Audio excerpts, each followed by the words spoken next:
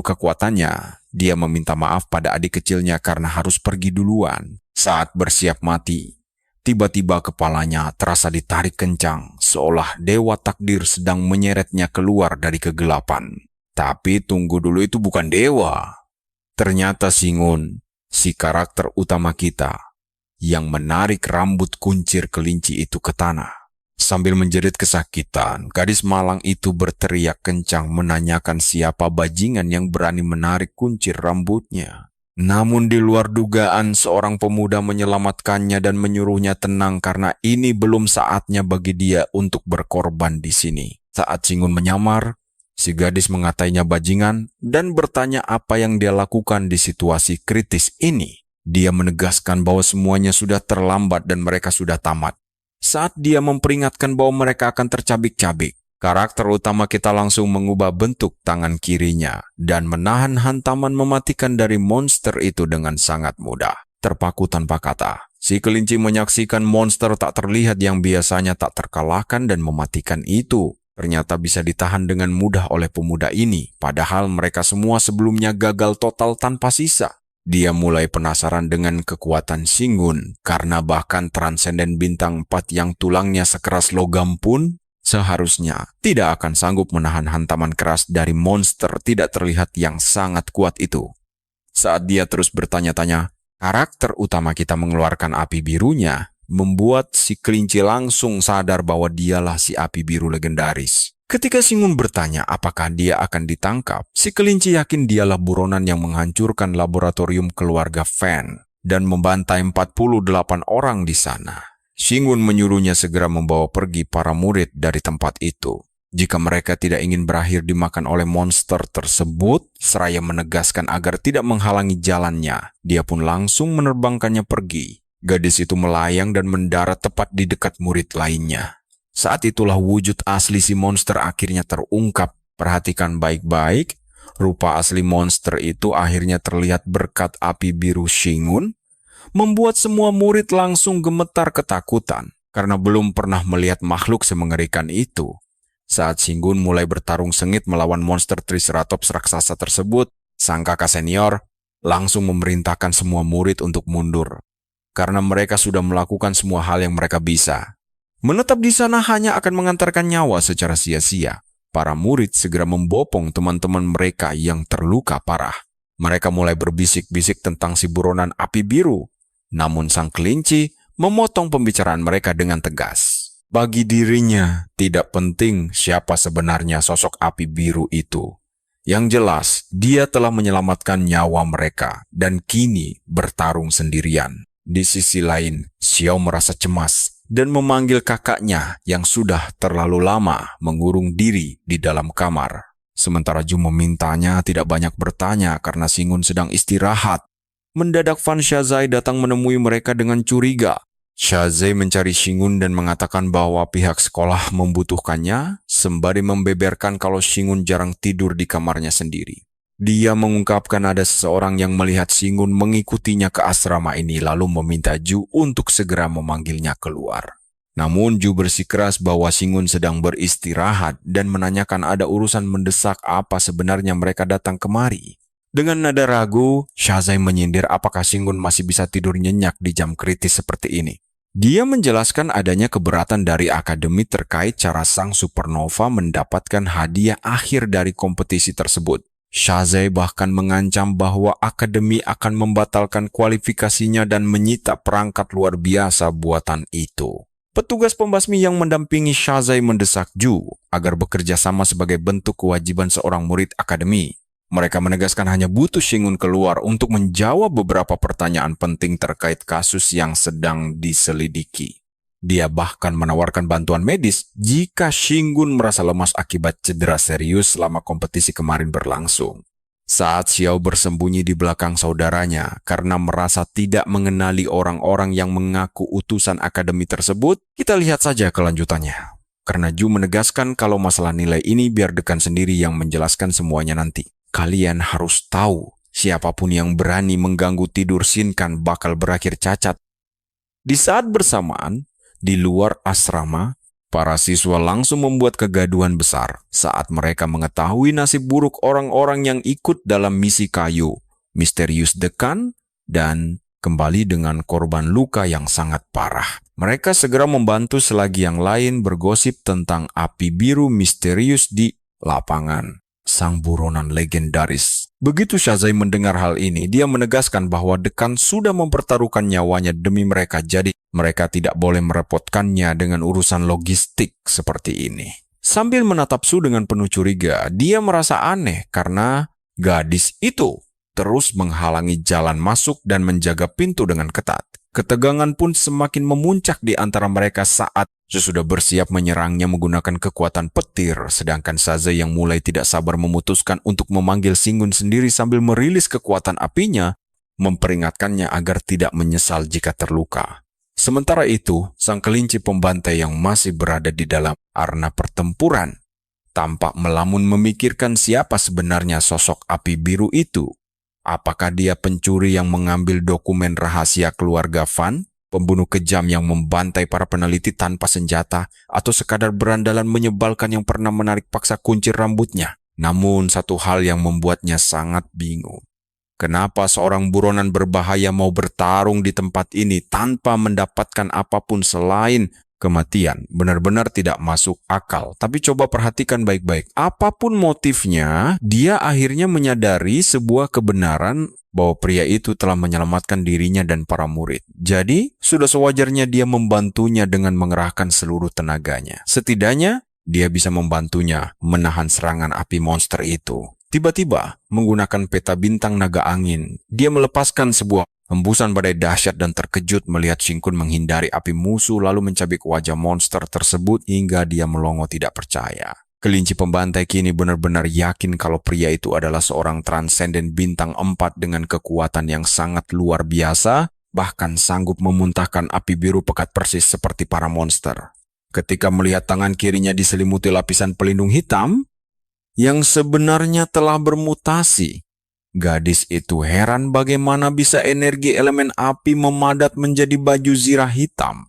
Dia menyadari bahwa gaya bertarung pria itu sangat berbeda dengan transenden biasa, karena dia lebih memilih melakukan pertempuran jarak dekat, langsung melawan monster. Dan fakta bahwa dia merobek wajah monster itu dengan tangan kosong membuktikan kekuatan fisiknya berada di tingkat yang berbeda. Pada saat itu, Shingun melihatnya dan bertanya mengapa dia masih belum pergi juga dari tempat berbahaya ini, bahkan berniat menjadikannya umpan jika dia hanya ingin membuat masalah.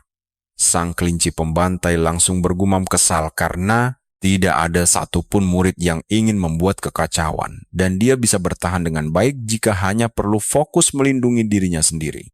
Menganggap pria itu masih berandalan yang menyebalkan, dia memperingatkan Shingun agar jangan meremehkan monster tersebut dan menawarkan bantuan untuk menerbangkannya.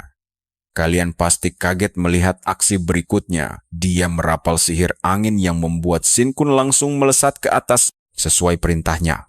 Dia yakin mereka unggul di udara karena monster itu tidak bisa terbang. Di sisi lain, Shingun cukup terkesan dengan kekuatan anginnya. Meski dia hanya mengingat satu hal tentang gadis itu di masa lalunya yang kelam, yaitu dia mati sangat cepat di kehidupan sebelumnya. Mendengar itu, si gadis langsung panik dan mengira dia sedang dikutuk, tetapi Shingun justru memintanya mencari cara untuk melempar dirinya tepat ke dalam mulut monster besar itu. Gadis yang sudah sangat kesal itu menyebutnya bajingan gila dan langsung melemparkan sang buronan sialan tersebut ke arah mulut monster menggunakan kekuatan anginnya sambil menyuruhnya pergi ke neraka. Pria kita pun meluncur lurus ke arah rahang tajam monster itu dengan puas karena kekuatan taring hitam naga bumi telah menyatu sempurna ke dalam tulang dan kuku tangan kirinya. Sangat puas karena proses evolusinya berjalan ke arah yang benar, Shingun pun melesat menembus mulut monster tersebut, membuktikan kekuatan luar biasanya yang sanggup menembus daging monster tingkat 4. Gadis itu terbelalak menyaksikan bagaimana pria kita melubangi kepala monster itu, merasa gaya bertarung bajingan ini sangat aneh. Bahkan dia tidak bisa menebak peta bintangnya. Saat darah segar menyembur deras dari mulut monster itu, sang monster mengeluarkan raungan dahsyat untuk memanggil kawanan lainnya. Ketika kepala sekolah menduga monster itu sedang mengamuk, pembasmi Linci dan Nia justru benar-benar tidak sanggup menahan tekanan mengerikan dari monster tingkat 4 tersebut. Tampaknya 3 monster tak terlihat secara bersamaan memberikan tekanan hebat hingga sang kelinci pembantai pun berteriak kesakitan. Shingun menyadari ini bukan tekanan biasa karena ada aura raja yang mengalir meski tidak terlalu berpengaruh padanya karena dirinya sendiri juga seorang monster. Terungkap bahwa di dalam makhluk-makhluk ini bersemayam kekuatan raja monster. Saat tekanan semakin menggila, kelinci pembantai merasa kepalanya seperti dibelah oleh pisau tajam karena rasa sakit luar biasa. Kekuatan itu tampaknya memutus rantai gen transenden miliknya dan mengacaukan seluruh gen di dalam tubuhnya. Tanpa kekuatan anginnya, dia terjatuh bebas sambil berusaha keras menstabilkan kembali gen-gennya dengan cepat. Begitu stabil, dia malah jatuh ke mata monster. Mustahil untuk lolos. Dan percayalah, dia berniat menyerang balik dengan nekat. Kalian dan saya akan menyaksikan momen menegangkan saat dia mencungkil mata monster itu sebelum terjebak tentakel yang kuat. Dia masih belum bisa mengendalikan gen transendensi di tubuhnya walau sudah berusaha keras dan kini dia merasa kekuatannya terlalu besar saat terseret mendekati mulut monster itu. Detik berikutnya, ingatan masa lalunya tiba-tiba kembali berputar. Dia teringat saat melarang adiknya Tuyang membuang waktu karena tidak akan kuat menggendongnya. Ternyata dia terjebak di bawah reruntuhan, bawah puing-puing besar.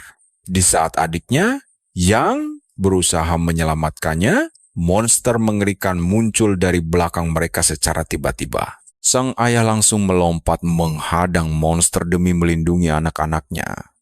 Sementara mereka hanya bisa berteriak histeris saat ayah mereka dilahap. Kembali ke masa sekarang, dia kini juga hampir ditelan monster itu sambil terus merindukan ayahnya untuk terakhir kali. Tapi cowok kita datang menyelamatkan tepat waktu, meski dia langsung memaki Shingun bajingan setelah baru saja diselamatkan. Gadis itu bertanya, apa yang ingin dia buktikan dan menyuruhnya pergi agar tidak ikut dimakan. Namun cowok kita justru balik bertanya, kenapa dia peduli, siapa yang mau pamer kekuatan.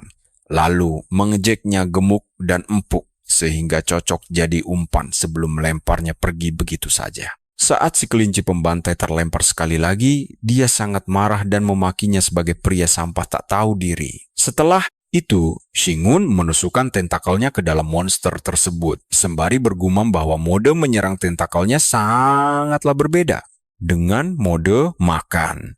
Saat ini, tentakel miliknya telah menembus seluruh kerongkongan monster tersebut dan dengan kekuatan dahsyat, tentakelnya yang jauh lebih keras. Hal itu mulai membuat si monster ketakutan. Makhluk itu murka, sementara kelinci pembantai berteriak menyuruhnya hati-hati saat cowok kita hampir dimakan. Kalian harus perhatikan ini, tepat saat si monster mulai mengunyah tentakelnya, Shingun melakukan serangan cerdas dengan melepas kekuatan gigi hitam. Di saat itulah, tentakel di dalam mulut monster menancapkan gigi hitam ke seluruh kerongkongan bermuatan api biru menyala.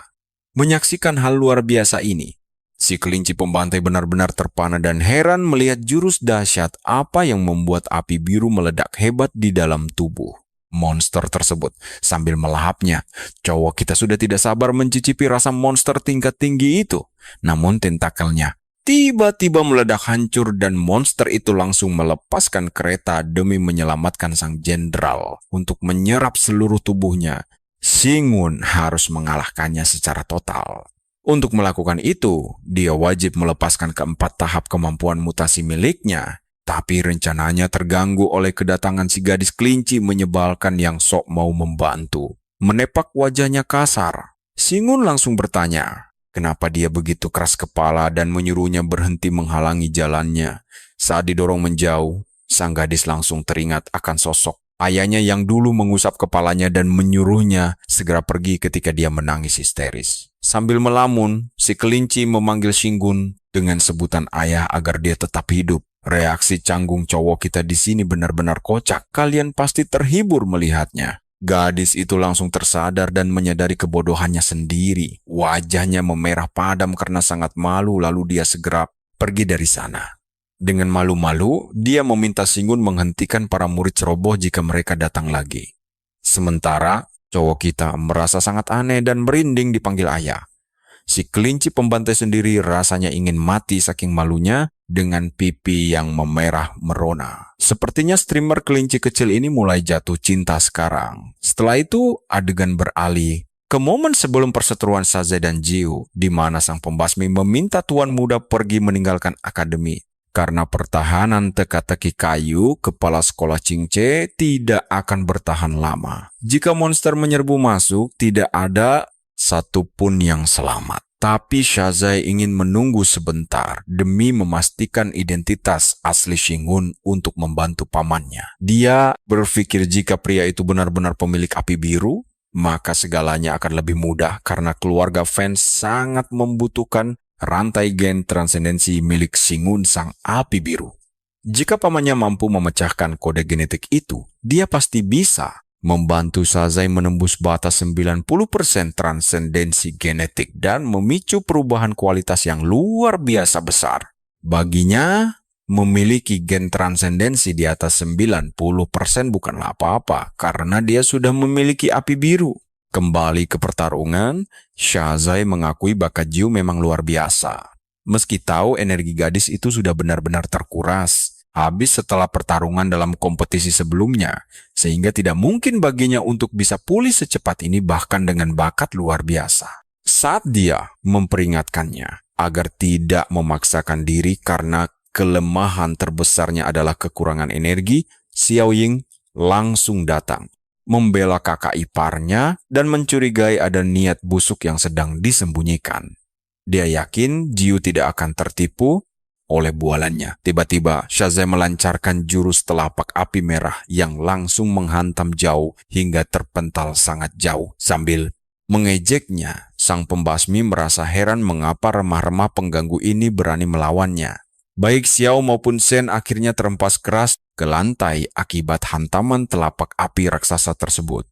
Shazai kemudian menjelaskan bahwa Jiu sebenarnya mampu menyerap elemen petir dari udara, bahkan sanggup memicu mati lampu total di distrik Nonua. Namun dengan jebakan telapak apinya saat ini, dia tidak akan bisa mengakses elemen petir itu. Tentu kita sangat tidak sabar melihat bagaimana nasib mereka selanjutnya. Kalian harus bersiap karena gadis ini sekarang bagaikan orang tenggelam yang kehabisan napas tanpa kekuatan untuk menghentikan musuhnya, menghalangi Jiu dari kobaran api dan memperingatkannya untuk tidak melawan lagi karena terlalu dekat dengan telapak tangan api Crimson bisa membakarnya. Yakin bahwa gadis itu tidak punya cukup tenaga untuk menepis telapak tangan apinya, Shazai bersiap untuk membuka pintu asrama. Tepat saat petir milik Jiu menyambar dirinya menembus kobaran api Crimson itu. Terkejut setengah mati, pemuda itu terheran-heran bagaimana dia masih bisa menyerap elemen listrik secara internal, dan Jiu menjawab bahwa orang tenggelam pun sesekali masih bisa menghirup udara. Dia menegaskan selama dia menyentuh listrik, elemen itu akan masuk ke tubuhnya. Sebaliknya, jauh di markas Biro Pemusnahan, semua orang baru saja mendeteksi adanya lonjakan energi listrik yang sangat masif yang diserap oleh institusi transendensi hingga menyebabkan pemadaman listrik total di seluruh kota Qingzhou. Setelah itu, Shai mendadak teringat ucapan pamannya mengenai cara menembus batas 90% persentase gen karena gen transendensi yang lebih tinggi cenderung mengalami transformasi kualitatif yang luar biasa hebat. Saat Xiu melesat ke arahnya sambil melepaskan bintang magnetik, kata-kata sang paman terus menggema di pikiran. Shazai bahwa perubahan kualitatif semacam ini benar-benar berada di luar imajinasi orang-orang biasa. Karena bagi mereka, sekuat apapun seorang manusia transendensi, mereka hanyalah produk cacat yang tidak berguna. Ketika mereka berdua mengerahkan seluruh kekuatannya, Jiu panik karena jumlah listrik yang dia gunakan bisa memakan biaya tagihan ribuan dolar. Maka dia merencanakan jurus hemat energi dengan memanfaatkan telapak tangan api milik Shazai, lalu mencoba menyerap dayanya dengan menciptakan satelit bintang magnetik. Melihatnya menggunakan bagan bintang itu, Shazai menduga bintang magnetik itu adalah hasil riset keras para peneliti Hasa. Namun gadis itu justru memodifikasinya dengan sangat sembrono tanpa kehilangan kendali sedikit pun. Dia lalu berasumsi bahwa bagan bintangnya sudah mencapai 50% penyelesaian atau dia memiliki bakat alami yang luar biasa terhadap elemen listrik. Apalagi dia melakukan eksperimen gila ini di tengah pertempuran sengit. Tuan muda itu mulai murka menyadari Jiu tidak pernah menganggapnya serius. Sejak awal, meremehkan dirinya yang sejak kecil selalu dipuja sebagai jenius, namun kini diperlakukan layaknya produk gagal. Dia kembali teringat ucapan pamannya tentang peluang untuk menembus batas 90%. Nah, perhatikan bagian ini baik-baik, karena disinilah rahasia kekuatan bunga abadi yang menyatu dengan gen transendensi terungkap. Shazai memperkirakan jika dia menggabungkan api biru dan bunga abadi ke dalam gennya saat ini, dia bisa menembus ambang batas 90% transendensi genetiknya. Sambil memberikan tatapan mematikan ke arah Jiu, tiba-tiba api biru mulai membubung tinggi dari arena, membuat jantung para murid berdegup kencang akibat tekanan energi yang dahsyat. Bumi tampak berguncang hebat seiring monster-monster di dalam sana mulai mengamuk gila-gilaan, dan sang agen pemusnahan memperingatkan tuan muda bahwa mereka harus segera pergi karena pelindung kepala sekolah akan segera hancur lebur. Dan murid-murid ini tidak akan bertahan hidup lama. Jadi tidak perlu melawan mereka langsung sebelum mereka kabur. Kelinci pembantai tiba-tiba keluar dari arena dan menahan para murid agar tidak masuk karena hanya akan menjadi beban. Sembari berharap bajingan api biru itu baik-baik saja. Di sisi lain, sang kepala sekolah kini tampak mulai kewalahan karena tidak mampu lagi menahan monster-monster tersebut. Setelah ketiga makhluk tak terlihat itu bergabung menjadi satu, sang kepala sekolah sangat cemas karena makhluk itu bertambah kuat dengan aura mengerikan yang sangat familiar baginya. Itu adalah monster tingkat 5, yang dulu hampir menghabiskan seluruh pasukan transendensi elit hanya untuk mengalahkannya. Saat Lini nekat menyerang monster itu, Nia yang berteriak memberitahu bahwa misi mereka telah resmi dibatalkan. Tetapi bagi Lin semuanya sudah terlambat. Dan kita akan melihat apakah dia mampu menghadang monster mematikan tersebut. Tepat pada saat itu, Shingun mendadak muncul dan membenturkan kepalanya ke kepala Linci hingga pria malang itu terpental ke pohon. Benturan keras itu membuat kepala Linci berdarah-darah, namun dia langsung mengenali bahwa pelaku itu adalah si api biru. Niang pun terkejut melihat buronan kelas kakap justru menyelamatkan mereka, sementara Shingun akhirnya menemukan monster yang sempat lolos dari pandangannya. Makhluk tersebut kini sedang mengalami evolusi penggabungan, dan dia menyadari monster itu secara bertahap berevolusi menuju tahap kelima yang membutuhkan energi, daging, serta darah dalam jumlah sangat besar.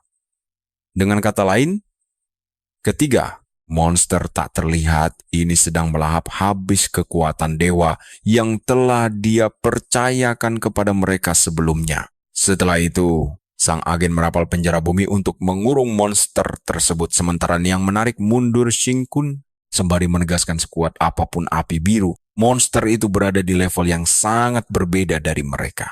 Penjara itu hancur bak kertas, membuat Niang sadar si bodoh Lini terlalu banyak membaca komik, dan disinilah kita menanti kelanjutannya. Ayo kita lihat aksi shock dramatisnya saat berkorban, sementara dia diseret dan dicuci otaknya sekaligus.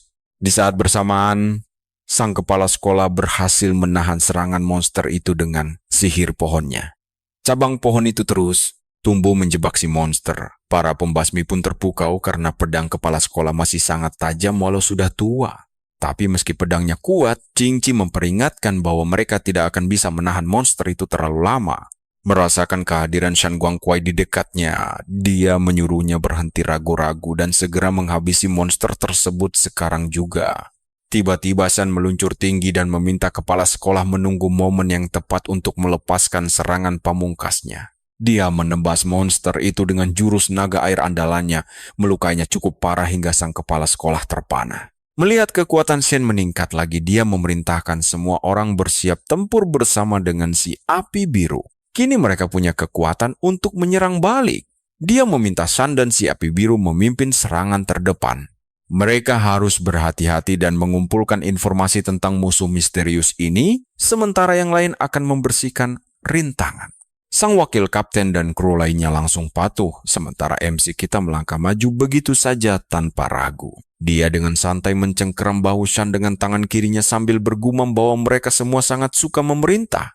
Mereka bahkan memasukkannya ke dalam tim begitu saja tanpa bertanya terlebih dahulu membuat Shan menjadi sangat marah. Shan membentaknya, tapi tiba-tiba dia menyadari bahwa cengkeraman tangan cowok itu memiliki kekuatan yang sangat mengerikan. Dia bahkan tidak bisa melepaskan diri. Di saat itu, Shingun menegaskan mereka tidak akan kuat menghadapi kekuatan sang raja. Bahkan raungan monster itu saja sudah terlalu berat bagi mereka. Dia mendorong Shan menjauh dan menyuruhnya minggir. Shingun tidak berniat menunjukkan rahasia ini sekarang, tapi demi menghentikan kiamat, dia tidak punya pilihan lain lagi. Nah, perhatikan baik-baik momen ini. Karena dia akan segera menunjukkan wujud kekuatan monster yang sebenarnya. Dengan kekuatan mengerikan itu, dia menghabisi para monster dengan sangat mudah hingga membuat para pembasmi syok berat. Mereka merasakan aura Shingun yang luar biasa menakutkan, bahkan jauh melebihi aura monster yang sedang mereka lawan. Mereka mulai bertanya-tanya kekuatan macam apa ini, dan curiga bahwa dia kini telah berubah menjadi monster sesungguhnya. Sementara itu, tangan kiri MC kita bermutasi ke tahap 4, mengeluarkan nyala api biru dan taring hitam. Para monster mengamuk dan meneriakinya sebagai pengkhianat menjijikan, namun Shingun hanya membalasnya dengan senyuman dingin saja. Dia menegaskan nasibnya bukan ditentukan oleh mereka. Dia langsung menggunakan kekuatan api raja dan menerjang ke depan. Pukulan telak mendarat tepat di kepala monster itu memicu ledakan api biru dahsyat yang langsung menghancurkan tengkoraknya. Semua mata terbelalak menyaksikan kehancuran tersebut. Serangan mengerikan Shingun sukses memberikan luka yang sangat fatal pada monster. Tapi tunggu dulu, monster itu tiba-tiba beregenerasi dengan sangat cepat layaknya monster bumi yang mereka hadapi sebelumnya. Shingun menyadari pertahanan musuh kali ini jauh lebih gila dibanding naga bumi. Dia kembali menyerang dengan apinya. Namun monster itu sembuh lagi dan menghempaskannya ke tanah. Shan berteriak cemas menanyakan keadaannya saat itu juga. MC kita bangkit berdiri dan menjelaskan bahwa serangan biasa tidak akan berguna karena regenerasi dan pertahanannya yang tinggi. Selama sang raja monster memiliki energi yang cukup, dia bisa terus memulihkan lukanya tanpa batas waktu tertentu. Jika raja monster punya energi penuh, dia bisa pulih cepat. Dan disinilah kejutan sebenarnya dimulai. Shingun mengungkapkan masih ada banyak sekali monster kuat sepertinya yang jumlahnya jauh melampaui imajinasi terliar mereka semua. Kepala sekolah langsung pucat memikirkan jumlah pastinya. Sementara Shan menegaskan bahwa kerja sama tim adalah kunci utama. Dia percaya mereka masih punya secerca harapan jika berjuang bersama, namun Shingun langsung menolak mentah-mentah ide tersebut. Dia menjelaskan bahwa cara satu-satunya untuk menang adalah dengan melampaui batas kekuatan mereka sendiri. Untuk menyelamatkan masa depan dunia ini, mereka semua wajib menjadi jauh lebih kuat dari dirinya saat ini. Shingun meminta mereka memperhatikan baik-baik apa itu perluasan domain sesungguhnya sebelum akhirnya mengaktifkan kemampuannya tersebut. Semua orang terpaku keheranan saat Shingun membakar gen monsternya menggunakan jiwa dari dua masa lalunya sekaligus. Dia berniat memanggil teknik terkuat milik sang raja monster terdahulu, yaitu domain penjara neraka yang membara. Domain milik Shingun pun langsung meluas dan menelan seluruh area pertempuran dalam sekejap mata saja. Linci menyadari semua elemen logam di udara mulai lenyap, dilahap oleh domain mengerikan yang aktif ini. Sang kepala sekolah menjelaskan bahwa semua elemen sedang dilahap habis, menyisakan elemen api milik Shingun sendiri. Qingqi mengingatkan agar mereka menahan kekuatannya, karena jika energi elemen dalam tubuh mereka dilepaskan, itu akan langsung habis. Luar biasa kan? Mereka akhirnya sadar bahwa Shingun adalah penguasa mutlak dalam domain ini. Yuk kita lihat bagaimana sang tokoh utama menjebak musuh di wilayah kekuasaannya tanpa jalan keluar sedikit pun. Namun, Shang menjelaskan kalau musuh cuma mikir kejauhan karena sebenarnya mereka tidak bisa kabur. Sejak domain itu mengurung mereka, mereka sudah berada di dalam mulutnya. Sementara jagoan kita menghajar monster itu habis-habisan menggunakan api biru miliknya, Niang dibuat sangat terkejut karena menyadari kalau monster tersebut ternyata berniat kabur tapi bahkan tidak mampu menembus domain ini. Apalagi batas terluar dari wilayah kekuasaan itu mirip seperti gigi tajam. Siapapun yang mendekat bakal langsung tergigit. Sambil mengurung mereka, jagoan kita memperingatkan 3 monster kecil itu agar jangan sekali-kali bermimpi untuk kabur. Melihat monster itu terjebak, para pembasmi pun mulai percaya bahwa tidak ada jalan keluar setelah terperangkap di sini. Saat wilayah itu perlahan menyusut dan apinya semakin berkobar, mereka merasa ini seperti neraka membara yang melahap sang monster kuat tanpa sisa. Benar-benar membuat bulu kuduk merinding. Nayang pun terheran-heran, penasaran dengan nama domain api biru ini dan menyebutnya neraka pelahap iblis. Namun sang kepala sekolah menyuruhnya untuk segera sadar. Dia menyindir kalau sejak sekolah dulu hingga jadi wakil kapten sekarang, kelakuannya tetap sama saja, menyuruhnya berhenti terperangah dan fokus untuk mencoba memahami jurus hebat tersebut secara langsung. Di sisi lain, Cingca, perhatikan bagian ini. Domain api biru itu sangat mematikan, membuat musuh akan perlahan terkikis habis dan diseret langsung ke hadapannya. Tampaknya kecepatan regenerasi monster itu tidak mampu mengimbangi dahsyatnya api tersebut. Tapi di saat bersamaan, sang kepala sekolah teringat kejadian 20 tahun lalu, tepat saat pertempuran terakhir petarung elit melawan monster jahat tersebut. Serangan pamungkas dari monster tingkat 5 itulah yang telah merenggut nyawa 5 petarung terkuat pada masa itu. Kala itu, sang kepala sekolah tidak bisa melihatnya dengan jelas dari kejauhan, namun dia ingat betul kalau domain monster itu dan domain api biru ini sangat mirip, begitu mendominasi dan luar biasa kuat.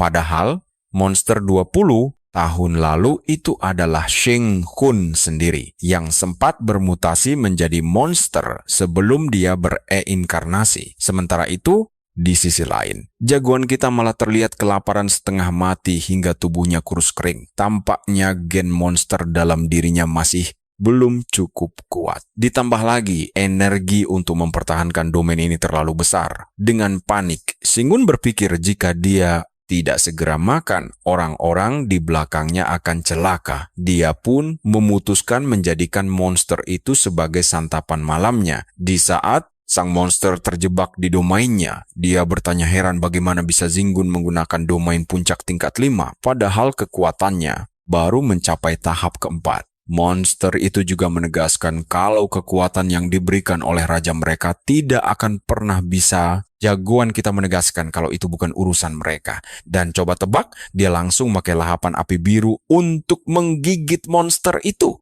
Seketika, kobaran api birunya melesat tinggi membentuk pusaran tornado raksasa. Efek ledakannya begitu besar hingga membuat para siswa di sekolah tercengang. Bahkan Shazai yang sedang berusaha melarikan diri langsung menghentikan langkahnya saat melihat pilar api biru raksasa meletus dari arah arena. Pengemudi mobil evakuasi itu menduga kalau tidak banyak murid yang selamat untuk merasakan aura ini. Dan setelah ini, Akademi Nanua harus bergantung pada kepala sekolah Fen untuk membangunnya kembali dari awal. Dia pun mendesak Shazai untuk cepat masuk ke dalam mobil.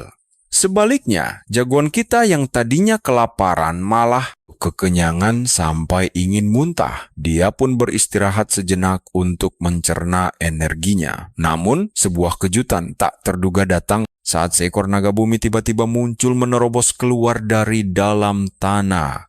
Kemunculan monster besar ini membuat Xingkun tersadar kalau naga itu terus menggunakan kekuatannya secara agresif, menandakan makhluk tersebut memang benar-benar bisa merasakan keberadaannya. Sambil mengacungkan jari tengah, jagoan kita berteriak kalau dia sudah kenyang, menantang sang naga untuk membuatnya memuntahkan makanan itu kembali. Tiba-tiba Sang muncul menyerang naga itu dengan naga airnya, disusul kepala sekolah yang merapal jurus pepohonan raksasa. Niang dan Lini juga menyerang dengan elemen logam mereka, sambil berteriak meski mereka mungkin hanya petarung. Bintang 3 berkemampuan lemah, mereka tetap berjuang sekuat tenaga. Sementara Lin yang tenggelam di dunia komiknya, bertekad untuk menjadi jauh lebih kuat kelak. Melihat mereka begitu bersemangat membantu, jagoan kita pun tersenyum tipis dan menyadari kalau kemampuan bertarung kepala sekolah Shang Guangkuai dan teman-temannya ternyata sudah berkembang sangat pesat. Merasa lega, usahanya menunjukkan kekuatan hebat tadi ternyata tidak sia-sia.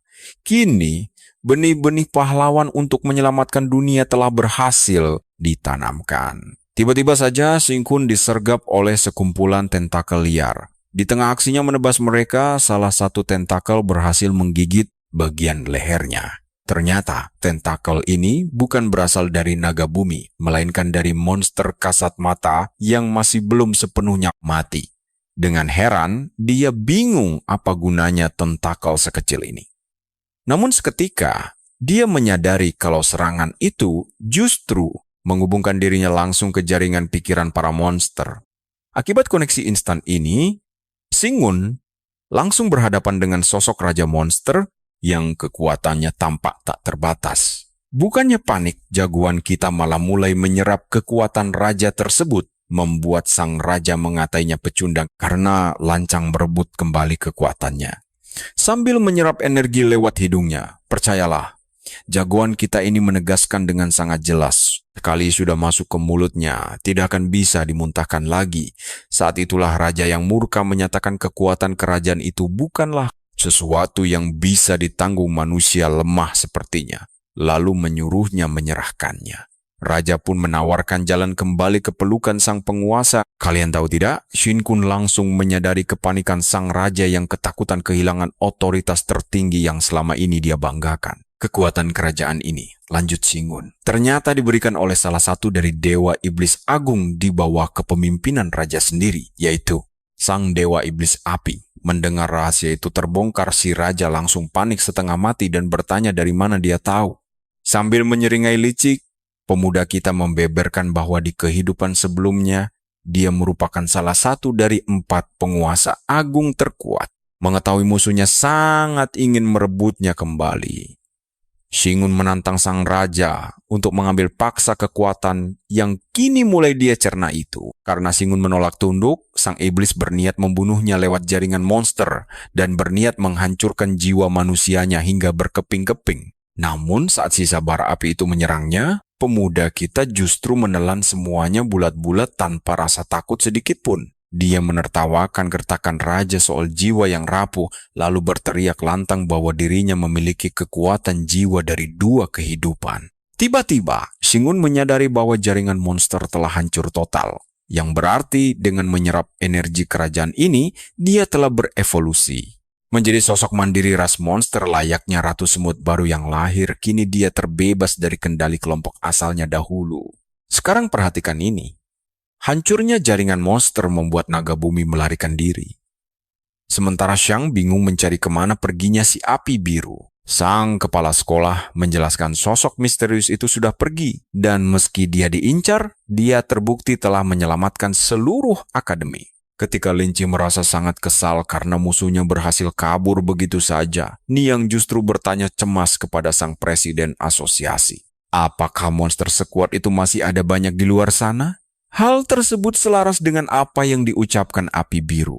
Benar atau salah, Presiden Ching Che menegaskan bahwa peristiwa hari ini beserta spekulasi api biru adalah peringatan nyata. Sudah saatnya memberitahu dunia bahwa masa depan mereka terancam punah. Sementara itu, Sing Kun diam-diam menyelinap kembali ke asrama. Dia terus merenungkan analogi Ratu Semut baru yang biasanya lahir hanya setelah kematian Ratu Lama di dalam koloni mereka.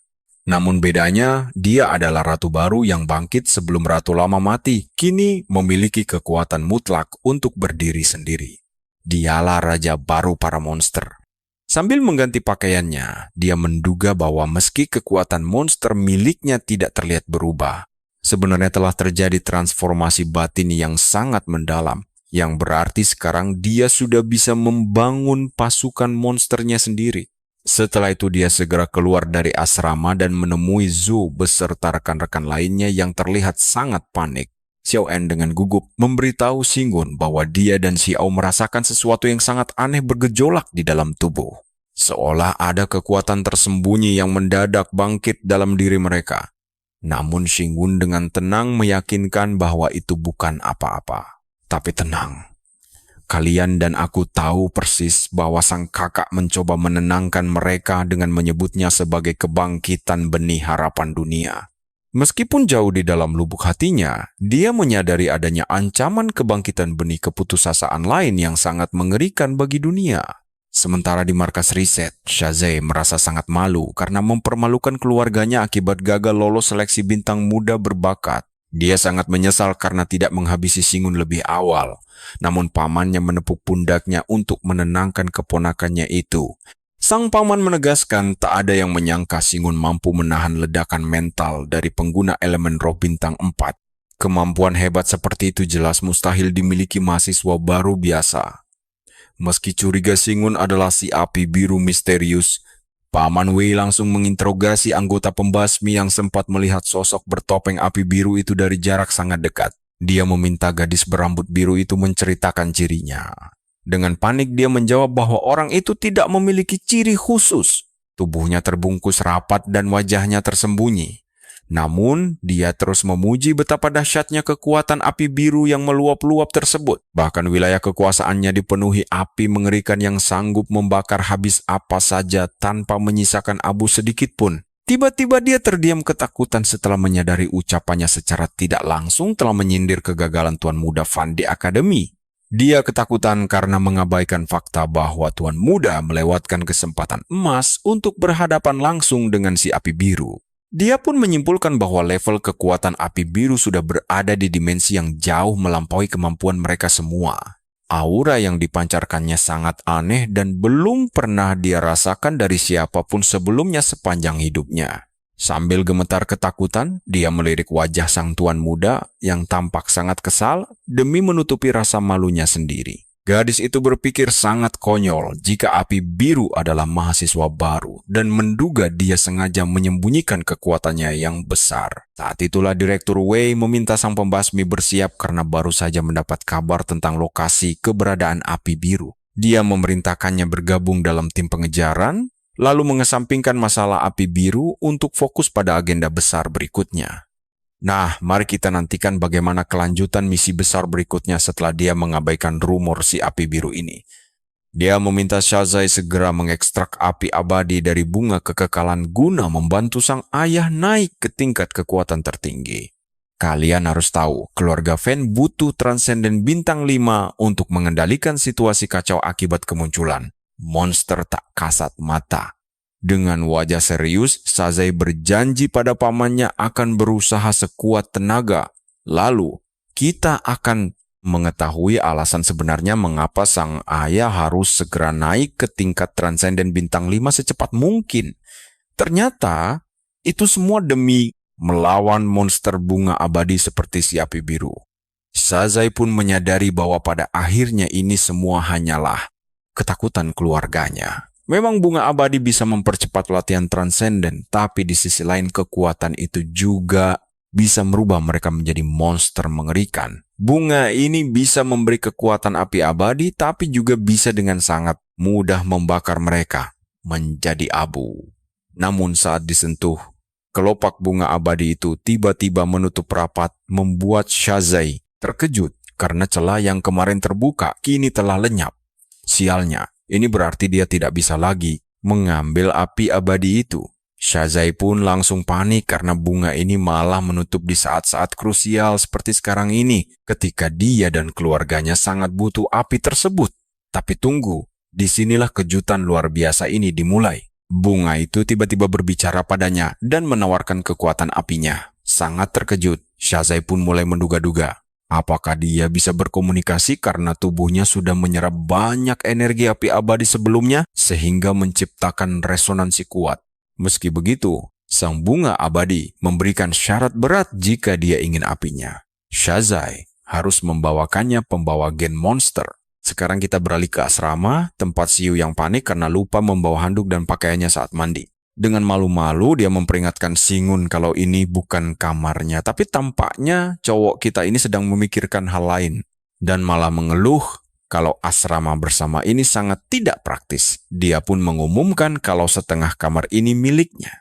Zhu lalu berteriak meminta tolong karena lupa membawa baju ganti. Namun, Shin Kun malah menyuruhnya keluar sendiri tanpa ragu dan mengingatkan masa lalu saat dia sering berlari keluar kamar mandi di rumahnya tanpa mengenakan sehelai benang pun bagaikan ikan kecil yang bebas. Merasa itu masa lalu, Zhu pun berteriak marah sambil mengatainya sebagai pria cabul. Karena malas mencari baju Zhu yang tertimbun di koper, Shin Kun menyuruhnya memakai kemeja miliknya saja dan melemparkannya menggunakan tentakel. Wajah Zhu langsung memerah saat memakai kemeja kebesaran itu, membuatnya merasa tidak nyaman dan curiga kalau Shin Kun sengaja melakukannya. Karena melihat si mesum itu cuek saja, dia mendekatinya dan bertanya apa yang sedang dilakukannya. Tapi si MC malah menjawab ingin menyuntikkan gennya. Nah, kalian pasti mikir yang aneh-aneh kan? Tentu saja Zhu langsung panik dan wajahnya memerah padam saat Shin Kun terus mendekat sambil mengulangi perkataan anehnya. Sambil menahan malu, Zhu mengancam akan menamparnya jika terus bicara mesum. Tapi Shin Kun malah menyuruhnya untuk diam dan menjamin rasa sakitnya hanya akan terasa sebentar saja, jadi dia harus menahannya sebentar saja. Namun saat dia mulai mendekatkan tangannya, Zhu yang sudah hilang kesabaran langsung melepaskan ledakan petir dahsyat ke arah Shingun agar berhenti bertingkah konyol. Shingun pun terpental keluar kamar akibat sengatan listrik itu dan baru sadar kalau gadis itu telah salah paham besar. Sambil mengusap tubuhnya yang hampir gosong, dia mengakui kalau idenya memang terlalu terburu-buru. Padahal dia hanya ingin mencoba kemampuannya memberikan kekuatan bangsawan monster kepada orang lain.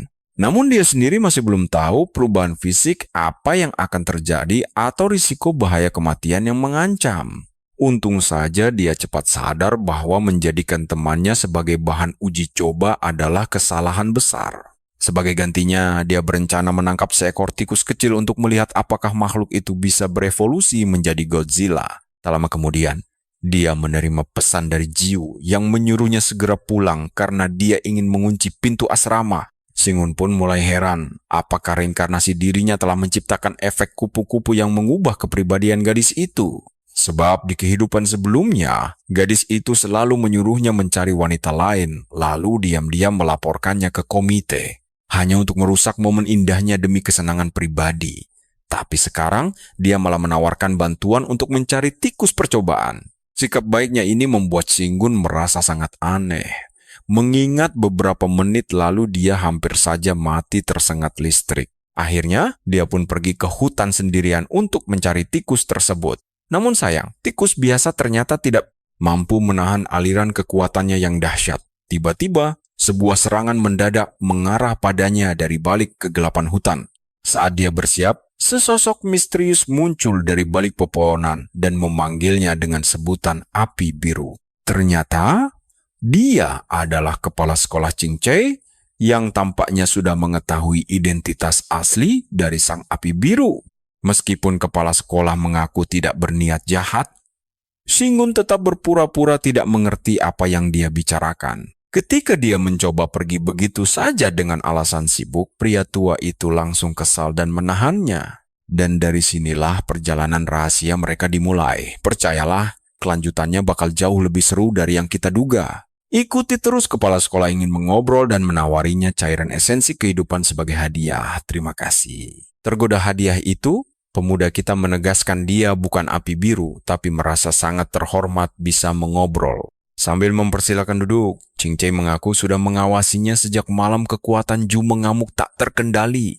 Tapi yang paling menarik perhatiannya adalah hasil pemeriksaan fisik rutin Shingun di Institut Genetika Nanu.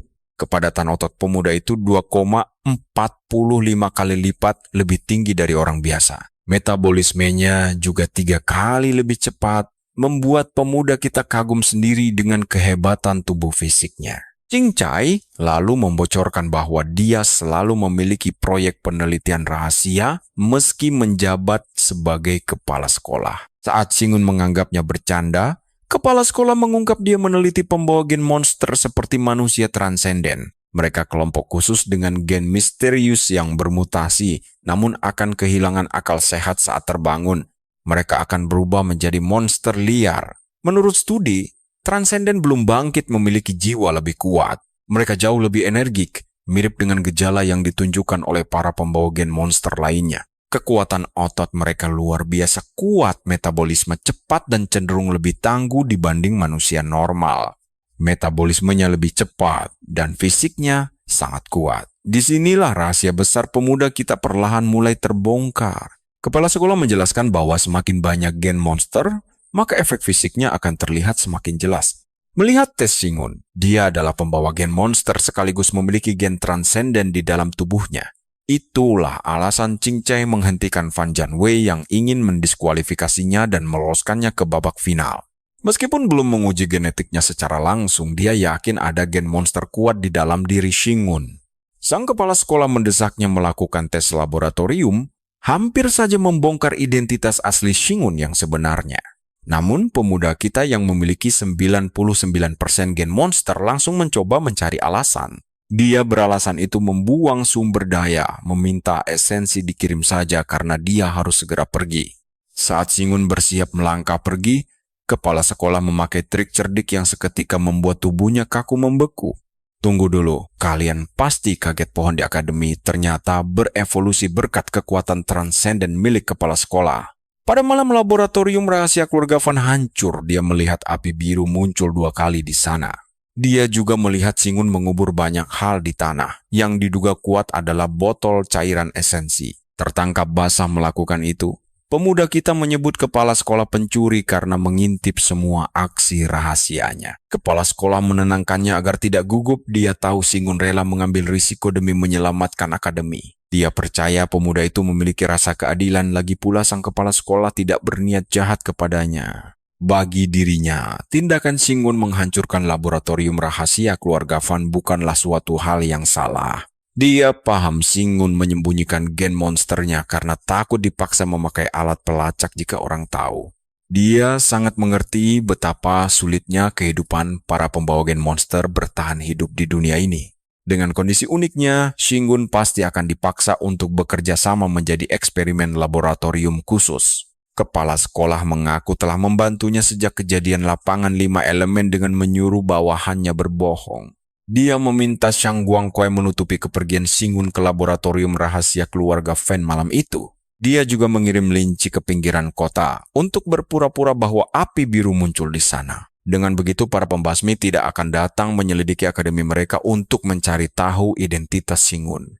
Dia berjanji akan terus melindunginya, menjelaskan hanya 5% manusia yang membawa gen monster. Sebagian besar dari mereka tidak bisa mengendalikan mutasi gen monster tersebut seperti yang dilakukan Shingun. Para pembawa gen itu dipasangi pelacak karena dunia takut mereka akan kehilangan kendali sewaktu-waktu. Mereka hidup dalam ketakutan, diskriminasi, dan kehilangan masa depan mereka yang berharga tanpa kepastian. Dia bertanya bagaimana Shingun mengendalikannya demi membantu memulihkan kehidupan normal 5% orang itu. Namun pemuda kita membantah keras bahwa dia api biru dan mengabaikan semua ucapan kepala sekolah. Kesal, Ching Chai memperingatkan jika masalah gen monster ini tidak diatasi, dunia ini tidak akan tenang. Bahkan kekuatan super terkuat sekalipun tidak akan pernah sanggup melindungi orang-orang yang ada di sekitarnya. Mendengar itu, langkah Shingun terhenti seketika, berbisik bahwa mungkin api biru punya cara mengendalikannya. Kepanikan massal. Percayalah, sang kepala sekolah kini mulai menyadari sesuatu yang sangat mengerikan di depannya. Sini biar ku beritahu, si MC kita yakin kalau para pembasmi menganggap monster hanyalah makhluk transenden biasa. Makhluk yang telah kehilangan akal sehatnya. Tapi dia selalu berpikir kalau monster merupakan kelompok yang belum bisa dipahami oleh manusia. Dia menjelaskan kalau semua monster itu mirip koloni semut, di mana si api biru kebetulan akan menjadi raja barunya. Sang kepala sekolah pun sadar bahwa demi menyelamatkan seekor semut, dia harus menyeret semut itu ke koloni yang lain. Sederhananya, satu semut mungkin tidak menakutkan, tapi 110.000 semut, yaitu 5% dari populasi manusia, pasti akan meneror dunia. Kepala sekolah memprediksi si api biru cepat atau lambat akan menjadi raja dari seluruh pembawa gen monster tersebut. Dia menyimpulkan bahwa menyelamatkan mereka akan ditakuti dunia. Sedangkan membiarkannya justru akan mengubah mereka menjadi monster tanpa otak. Meskipun kekuatan ini sangat mengerikan dan menjadi kecemasan utama Shingun, sang presiden menegaskan situasi ini memang sulit. Namun apapun pilihan Shinkan, kepala sekolah sebagai presiden asosiasi tetap memutuskan untuk selalu mendukung dan membantunya. Mendengar kata-kata manis itu, si MC langsung bermanja-manja pada si kakek dan bertanya apakah dia bisa memegang kendali penuh. Khususnya untuk urusan Akademi Gen Monster, karena si api biru berniat merebut bawahan dari sang raja monster lainnya. Dia juga menambahkan bahwa dirinya ingin membangun pasukan monster. Shingun lalu berpikir dengan matang tentang rencana ini. Saat ini dia hanya bisa membagikan kekuatan raja kepada satu orang. Tapi jika hanya mengaktifkan gen pembawanya, jumlahnya tak terbatas. Nah, perhatikan bagian ini, kita diperlihatkan sebuah tempat terpencil di mana Zizai tampaknya telah menculik banyak orang tak bersalah. Mereka semua diikat erat. Pembasmi yang bersamanya pun panik dan bertanya kenapa semua pembawa jin dikumpulkan di sini. Namun tuan mudanya langsung menyuruhnya untuk diam. Rupanya mereka sedang berada di ruang penyimpanan bawah tanah lantai 13. Lantai 13 dari Inextinguishable Flame. Tempat mengerikan di mana Shizai pernah membuat perjanjian dengan Eternal Flower. Saat si pembasmi hampir mengompol karena ketakutan melihat wujud mengerikan Eternal Flower, makhluk mistis itu mulai bergerak cepat. Bunga iblis itu menjulurkan tentakelnya yang mengerikan lalu melahap habis para pembawa gen monster di hadapannya.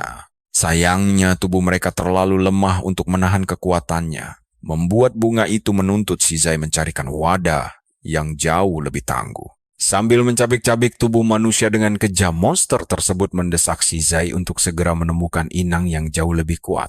Ia bahkan menawarkan kekuatan yang jauh lebih dahsyat sebagai imbalannya. Sementara itu, sang tuan muda mulai menyerap energi tersebut. Shizai langsung setuju dengan tawaran itu dan memanggil monster tersebut dengan sebutan Yang Mulia Dewa Iblis Api. Pembasmi yang menyaksikan pemandangan mengerikan itu semakin panik saat menyadari tuan mudanya telah bersekutu dengan para monster. Kalian juga pasti heran kan dengan kelakuan si MC kita? Kini Shingun diam-diam menyelinap kembali ke asramanya. Namun dia langsung disambut oleh Ju yang murka dengan pecut di tangannya.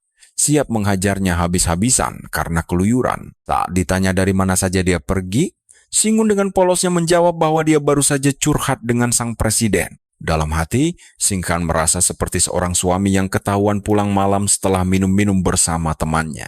Tanpa ampun, Zu mulai memukulinya untuk meluapkan amarah sambil meneriakinya bajingan. Sementara si MC hanya bisa pasrah kesakitan.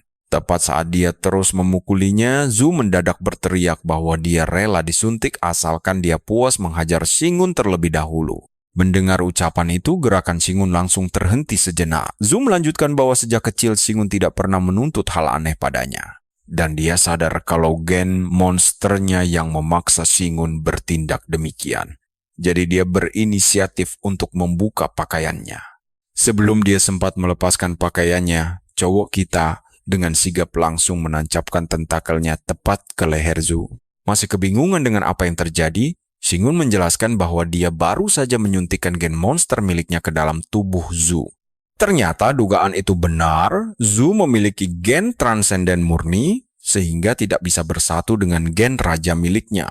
Sementara cowok kita menebak kalau Xiao Wang dan Xiao juga tidak akan cocok karena mereka tidak memiliki gen monster sama sekali. Di sisi lain, Zu dengan canggung berjalan ke tempat tidurnya sambil merajuk mengantuk dan menutupi wajahnya dengan selimut. Dia sangat malu karena telah salah paham dengan situasi ini, lalu memutuskan untuk tidur pulas sampai dunia ini kiamat. Meskipun situasinya sangat memalukan, dia menyadari kalau Shingun benar-benar telah berubah menjadi orang yang jauh lebih baik sekarang. Keesokan harinya, Xiu diam-diam mengintip ponsel Shingun dan melihat dia sedang menatap foto seorang gadis cantik. Dengan tatapan sinis, dia bertanya siapa gadis itu. Shingun menjawab kalau dia adalah cucu dari Presiden Ching Chei. Gadis itu adalah murid tahun pertama di Akademi Gen Monster, pemilik gen monster terbanyak di Wazia selain dirinya. Gadis bernama Gong Xia itu ternyata memiliki 92% gen monster, lalu kita berpindah ke rumah sakit utama kota. Di sana ada seorang anak di kursi roda yang tampak sangat kesulitan untuk mengambil minuman dingin dari mesin otomatis. Dan percayalah, Kalian dan aku pasti kesal melihat orang di belakangnya yang malas membantu dan malah memarahinya. Kalian harus lihat ini, si berandalan ini langsung menghina cowok kursi roda itu dan menyuruhnya diam di rumah saja karena tidak bisa berjalan. Dia mendorong kursi roda anak itu sambil mengatainya beban masyarakat, lalu merampas minuman kaleng yang baru saja dibeli anak malang tersebut. Kurang ajarnya lagi, dia melempar koin kembalian ke lantai dengan sombong. Korban yang lumpuh dan tidak bisa berdiri itu langsung tersulut emosi. Dia berteriak penuh amarah, memaki si pembuli sebagai bajingan, dan bersumpah akan membunuhnya. Saat emosinya semakin tidak terkendali, untungnya sang dokter datang tepat waktu untuk menenangkannya. Dokter memintanya tidak terlalu sensitif karena uangnya toh sudah dikembalikan oleh si pembuli tadi. Namun amarah anak itu sudah telanjur meluap-luap dan sulit diredam. Dokter menahannya dan memperingatkan bahwa dia harus segera membawa anak itu. Dia harus mengantarnya menjalani tes penilaian risiko gen monster, jadi jangan sampai membuat masalah. Mendengar percakapan itu, si pembuli langsung tersentak. Dia menyadari anak lumpuh itu adalah pembawa gen monster. Si brengsek itu berlagak tahu bahwa hanya 8% pembawa gen yang dites. Siapapun yang gagal dalam penilaian ini harus dipasangi kalung pengaman khusus. Dia langsung paham kenapa emosi anak itu sangat labil. Ternyata temperamen buruknya berasal dari gen monster tersebut. Si pembuli kembali mengejeknya dan mengoceh dengan nada yang sangat meremehkan. Dia menyebut kaum disabilitas pembawa gen monster hanya merugikan negara, lalu buru-buru pergi karena takut dimakan oleh monster sungguhan. Tunggu, perhatikan baik-baik. Saat si pembuli hendak pergi, tiba-tiba sebuah kilatan super cepat melesat hampir mengenai kepalanya. Dia langsung gemetaran. Sebuah koin logam menghantam dinding tepat di dekat wajahnya. Pelakunya adalah Gong Xiao yang langsung membuat si pembuli ketakutan setengah mati. Gong Xiao mendekatinya hanya untuk mengambil kembali koin yang tertancap di tembok. Dokter segera menegur tindakannya yang dianggap sangat berbahaya itu. Sebagai ketua kelas, dia harusnya memberikan contoh yang baik, bukan malah sengaja membuat keributan di rumah sakit. Dengan santai, Gong Xiao meminta dokter tidak panik karena dia tidak memukul wajahnya, melainkan hanya ingin mengembalikan koin-koin tadi. Anak berkursi roda itu senang melihat kedatangan sang ketua kelas, namun Gong Xiao kembali melempar koin lain hingga menancap keras di tembok. Dia bertanya, apakah si pembuli mau koin terakhir yang menggelinding di bawah sepatu temannya itu dikembalikan? Atau dia mau merangkak mengambilnya sendiri? Hampir kencing di celana karena ketakutan.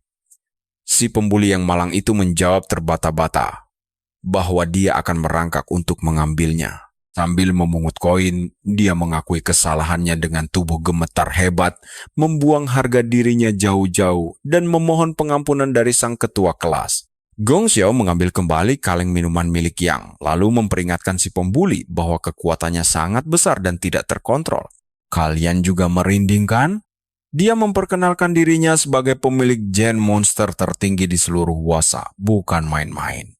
Dia juga mengancam jika dirinya berubah menjadi monster, si pembuli akan menjadi mangsa pertamanya. Jadi, dia memperingatkannya agar menjaga sikap.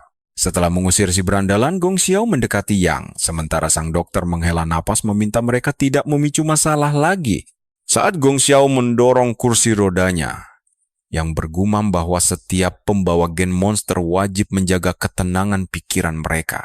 Hal ini penting demi mencegah proses perubahan menjadi monster, tapi dia sangat cemas karena emosinya selalu saja meledak-ledak. Dia sangat takut tidak akan lolos tes penilaian kali ini, yang berarti dia akan dipasangi kalung keselamatan secara paksa. Yang mengeluh tidak akan bisa lagi menyembunyikan identitasnya sebagai pembawa gen monster di hadapan masyarakat umum di masa depan.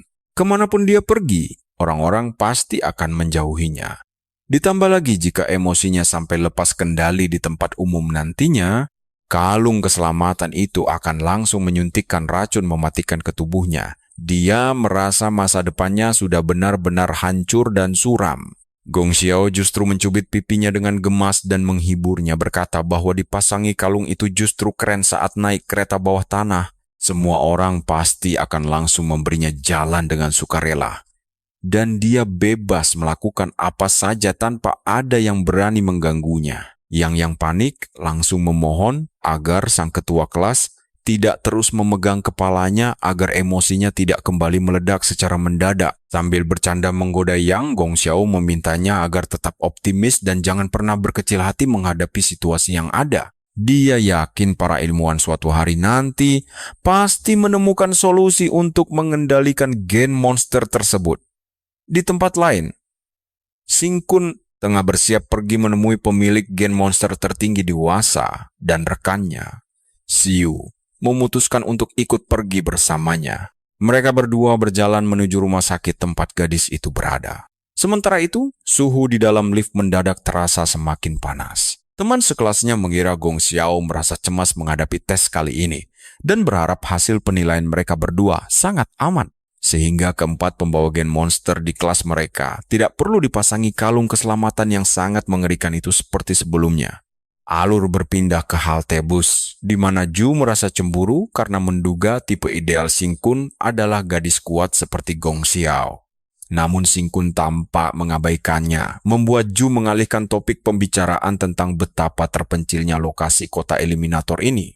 Mereka sudah menunggu bus jemputan rumah sakit sangat lama. Xing Kun membalas bahwa kaum transgender memang selalu menarik perhatian monster. Makanya area perkumpulan mereka biasanya lebih aman dan penduduknya ramah, tapi dia merasa ada hal yang tidak beres di sini.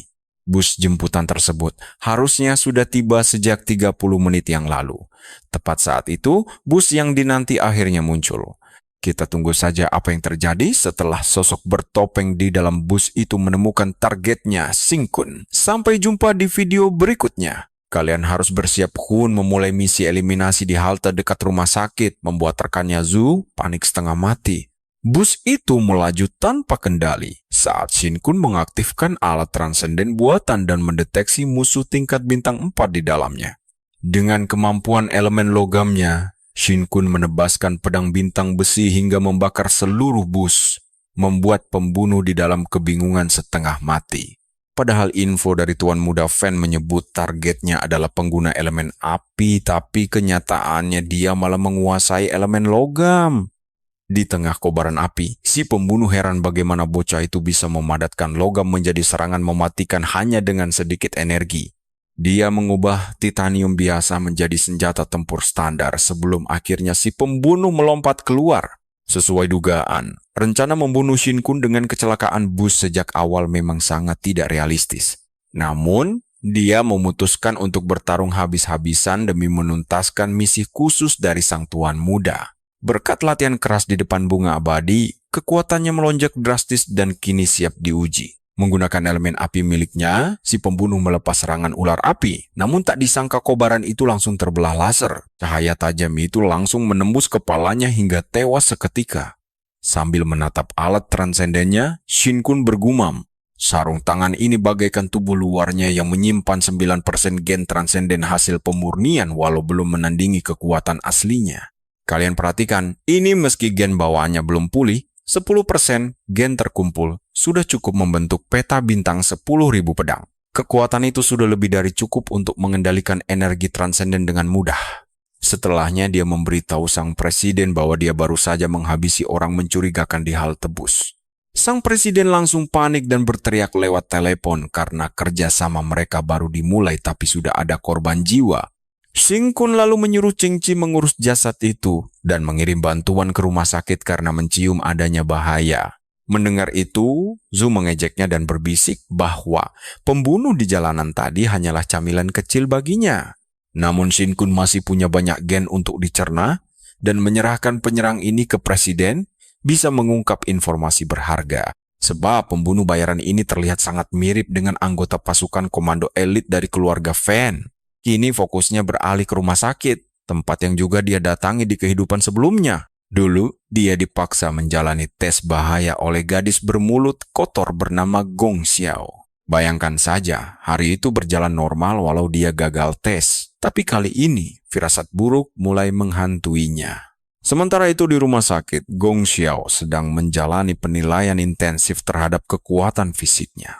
Hasilnya mengejutkan, kekuatannya mencapai 3 kali lipat manusia biasa, sebuah kondisi yang sangat tidak normal. Penguji menegaskan bahwa gen monster di tubuh Gong Xiao sudah mulai memengaruhi kondisi fisiknya secara drastis. Meski kondisi mental dan emosinya stabil, sang inspektur keselamatan gen harus bertanggung jawab penuh demi melindungi seluruh umat manusia.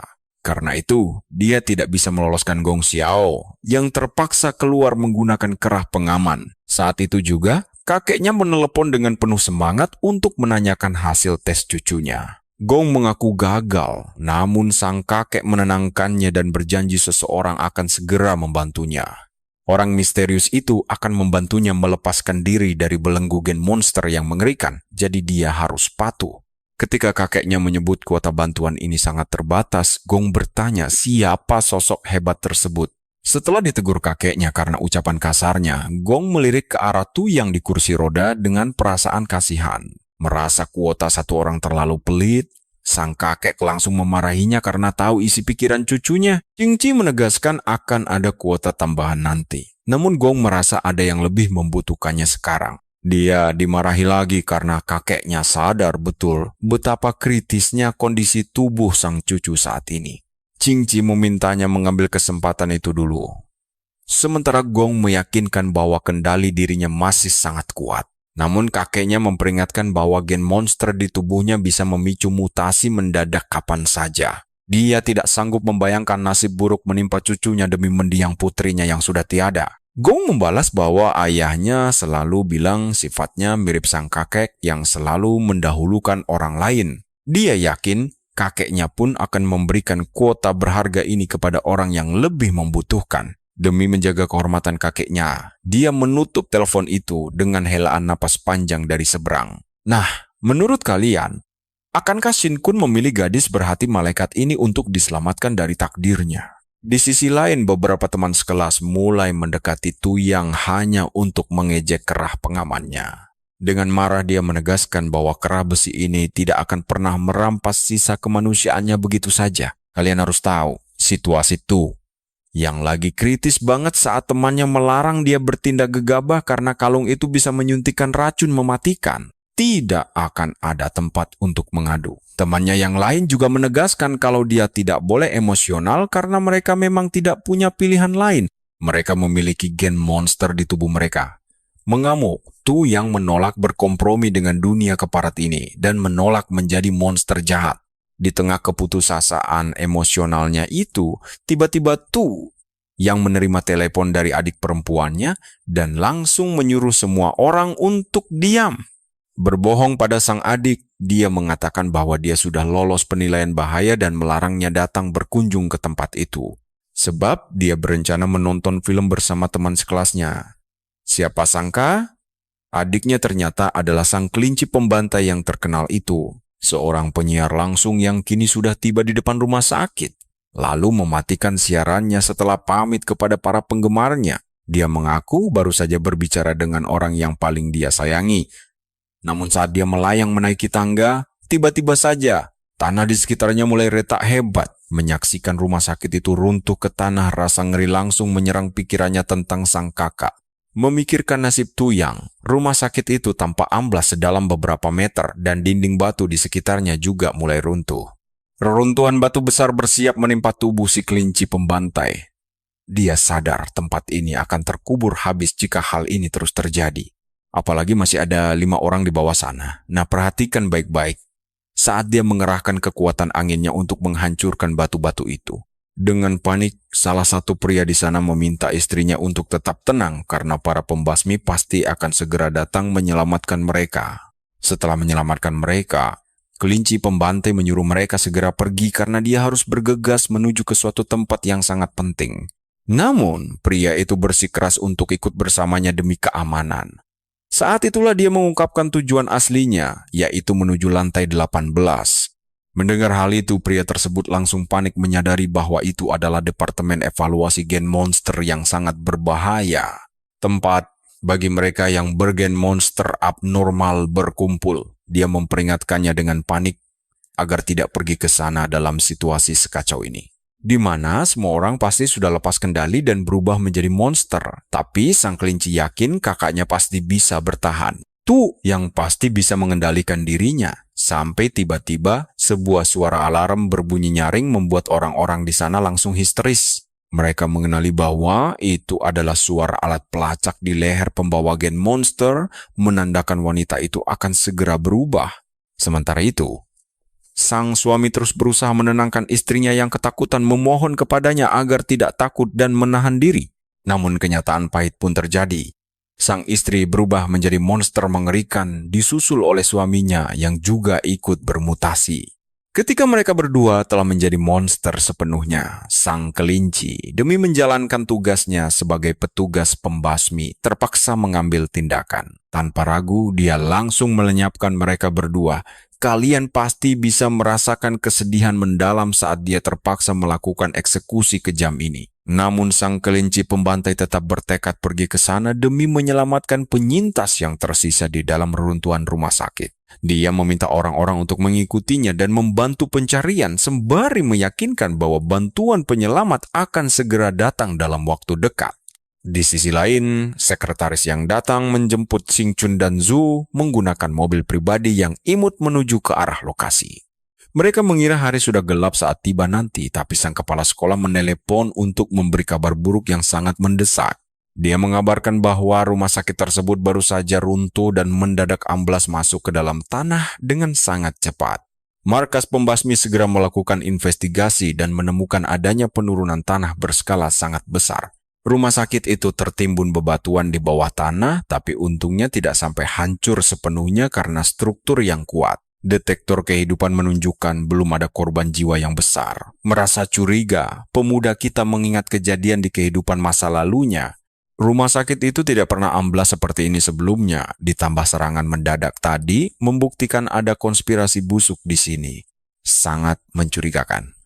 Karena itu, Xing Chun meminta kepala sekolah mengirim orang untuk menjemput Xiao Wing dan Xiao dari timnya, sembari menambahkan bahwa dia juga perlu meminjam seseorang. Adegan pun berpindah memperlihatkan Xiao Tao yang berlari menemui kakaknya. Dia panik dan mengeluh bahwa tubuhnya terasa sangat aneh. Tidak peduli seberapa banyak dia makan, dia tetap lapar. Bahkan dia sendiri tidak percaya sudah menghabiskan 30 bakpao. Sangat cemas, Xiao mengeluh bahwa tubuhnya akan menjadi gemuk. Dia takut dirinya akan berubah menjadi Xiao Tao raksasa. Melihat tumpukan mangkuk makanan kosong milik kakaknya, dia langsung bertanya, berapa banyak yang sudah dia makan? Dan Sheng dengan mulut penuh makanan bergumam kalau mereka bisa bangkrut jika terus begini. Anehnya lagi, dia masih merasa sangat lapar dan kesal. Meskipun dia sudah makan sampai perutnya terasa seperti mau meledak. Saat itulah, Xiao mengungkapkan kalau gen transenden miliknya berkembang sangat pesat, hingga dia terpaksa meminum sebotol cairan esensi kehidupan. Cairan itu rupanya berhasil meredakan rasa lapar ekstremnya. Mendengar tentang cairan esensi kehidupan tersebut, amarah Sheng langsung meluap hebat. Dia langsung teringat bajingan yang telah mencuri botol esensi miliknya, dan dia berniat pergi untuk merebutnya kembali saat ini juga. Namun Xiao mengingatkan bahwa selain nafsu, makan mereka yang meningkat tajam, kekuatan fisik mereka juga bertambah berkali-kali lipat. Jadi dia harus berhati-hati agar tidak sengaja membunuh orang. Nah, mari kita tunggu kelanjutan nasib mereka di episode berikutnya. Kalian harus ikut petualangan gila ini. Wu Yan menemui Jiao dan menyuruhnya keluar dari tim Xinggun meski Jiao memperingatkannya agar tidak mengganggu. Wu Yan terus membujuknya dan menjelaskan bahwa Jiao bisa menjadi bintang baru hebat berkat bantuan Xinggun yang membangkitkan kekuatannya. Sebagai peringatan, Wu Yan berkata bahwa berurusan dengan keluarga Fan tidak akan berakhir baik bagi mereka. Bahkan dia menambahkan bahwa bagaimanapun juga, mereka hanyalah orang biasa yang tidak akan pernah sebanding dengan orang berbakat dan punya koneksi kuat. Sambil berjalan ke meja Yusong, Wu Yan membocorkan bahwa Shang mendapat bantuan dari Tuan Muda Fan dan menerima banyak cairan esensi kehidupan, yang berarti dia mulai membentuk peta bintangnya dan menganggap dirinya sebagai sosok orang terpilih. Ketika Yusong mengejek Jiao hanya pecundang bergen 39%, San langsung memotong pembicaraan dan menanyakan maksudnya. Dia bertanya apakah Shen ingin membayar ganti rugi esensi kehidupan mewakili anak buahnya. Mengira dia sudah gila, Yusong menantangnya untuk mengambilnya sendiri, membuat Wu Yan panik dan menasihati Jiao demi persahabatan mereka agar tidak melawan. Sementara itu, Wian terus mengoceh omong kosong bahwa ini bukanlah komik atau film tempat perlawanan konyol membawa kesuksesan dramatis, menyimpulkan tak akan ada keajaiban. Yusong menantang mereka menembus perisai air miliknya, sementara Shang yang kelaparan mulai marah.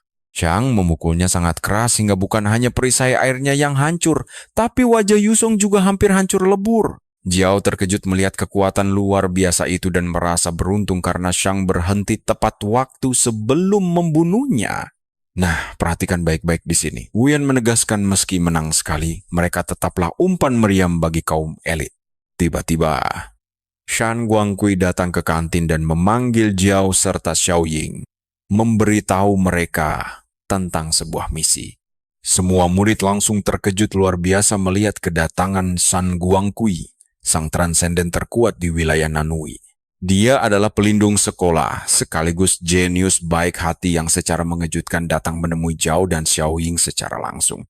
Mendengar hal itu, Wian tampak sangat menyesali pilihan hidupnya. Dia mulai menyadari telah mengikuti orang yang salah. Namun Wian berusaha meyakinkan dirinya sendiri bahwa keputusannya tidak salah karena orang lemah harus hidup sangat hati-hati. Dia tidak sadar bahwa dirinya lah si umpan meriam. Dia merenung bahwa mereka hanyalah tumpukan tanah yang menyedihkan di bawah kaki penguasa. Sementara itu di rumah sakit, lantai 18 aman, dan Gong Xiaoli bertanya, apakah Kapten Xiao selalu tidak sabaran seperti ini? Dia memintanya santai dan tidak bersikap terlalu tegang. Mungkin kita berpikir mereka aman, tapi Kapten Xiao menolak untuk lengah sedikit pun di tempat berbahaya ini. Sebab para pembawa gen monster itu bagaikan bom waktu yang siap meledak dan membahayakan keselamatan pasien lainnya. Apalagi semua orang di lantai ini adalah pembawa gen monster. Meski efeknya kecil, gigitan monster bisa memicu mutasi. Dia menunjuk ke arah staf medis yang rela bekerja di lantai berbahaya ini demi bayaran kompensasi tinggi. Kapten menegaskan nyawa para staf jauh lebih berharga bagi masyarakat dibanding para pembawa gen monster tersebut. Sambil meluapkan kemarahannya, Kapten Xiao berkata bahwa jika bisa, dia rela menjadi iblis demi keselamatan umat manusia dengan membasmi semua pembawa gen monster tanpa sisa. Menganggap pemikiran itu terlalu ekstrem, Gong Xiaoli mengabaikannya dan langsung menghampiri Tuyang dengan penuh semangat untuk menunjukkan kerah pengaman barunya kepada pemuda itu. Dia mengajaknya naik kereta bawah tanah bersama nanti, ingin menyemangati dan menceriakan hari temannya tersebut. Sambil mencubit pipi Tuyang, dia memintanya untuk tetap tersenyum karena masih banyak orang yang peduli. Selama kiamat belum benar-benar tiba di dunia ini, mereka harus bisa mengendalikan diri dan terus bertahan hidup. Namun tiba-tiba, seluruh gedung mulai bergetar sangat hebat bagaikan terkena gempa bumi dahsyat yang mengerikan. Gong merasa melayang saat ruangan mereka mulai terbalik dan reruntuhan batu besar mulai berjatuhan dari atas. Setelah siuman, Gong terkejut melihat Kapten Xiao sudah berdiri waspada dengan senjata siap menyerang mereka. Saat ditanya alasannya, sang kapten menegaskan bahwa dalam situasi kacau ini, keberadaan Gong sangatlah membahayakan. Dia tahu jika Gong berubah menjadi monster, racun mematikan sekalipun mungkin tidak akan mempan melumpuhkannya. Tetap tenang, Gong menenangkan teman-temannya agar tidak terpengaruh provokasi kapten dan mulai memfokuskan pikirannya. Dia mengingatkan Kapten Xiao bahwa mereka telah menjalani latihan khusus sehingga tidak akan mudah kehilangan kendali. Sebaliknya, tindakan kapten yang terus memprovokasi pembawa gen monster risiko tinggi justru sangat tidak profesional. Gong memperingatkan bahwa prasangka buruk kapten akan merusak fokusnya dan mendatangkan bahaya besar bagi dirinya. Benar saja, seekor monster tiba-tiba menerkam bahu sang kapten tanpa sempat dia sadari sedikit pun. Ternyata mereka bermutasi jauh lebih cepat, membuat kapten tewas mengenaskan tepat di depan mata mereka. Terjatuh dari kursi rodanya, yang mendesak mereka pergi. Percayalah, ini baru permulaan. Bayangkan saja, monster di sini bakal berevolusi setelah memakan manusia bintang 3. Makanya, mereka buru-buru kabur ke ruang perawat. Di sana, pintu dan kacanya anti peluru. Tapi sayang, para perawat yang ketakutan setengah mati sudah bersiap dengan senjata api. Pintunya jelas dikunci rapat, sementara monster lain justru mulai mendekat ke arah mereka, benar-benar terjebak tanpa jalan keluar. Dalam kondisi panik, salah satu dari mereka merasa tamat karena gigitan monster itu bisa langsung mengubah mereka menjadi monster juga.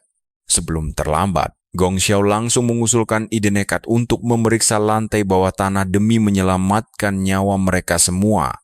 Berbekal kekuatan fisiknya yang luar biasa, dia langsung menghancurkan lantai beton tersebut agar mereka semua bisa melompat turun. Temannya sampai melongo melihat aksi itu. Gong menjelaskan bahwa dia hanya perlu mengaktifkan mode setengah mutasi untuk melakukannya. Nah, disinilah letak lucunya.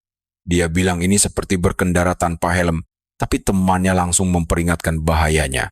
Jika lain kali dia gagal mengendalikan kekuatannya, kalung pengaman di lehernya akan aktif dan langsung menyuntikkan racun mematikan ke tubuhnya. Dasar keras kepala, dia malah menyuruh teman-temannya fokus mengintai jalan di depan sambil terus menjaga kesadaran mereka. Sementara itu, di luar bangunan rumah sakit yang runtuh, tampak wakil direktur utama kota Eliminator bersama seorang perawat sedang memantau situasi.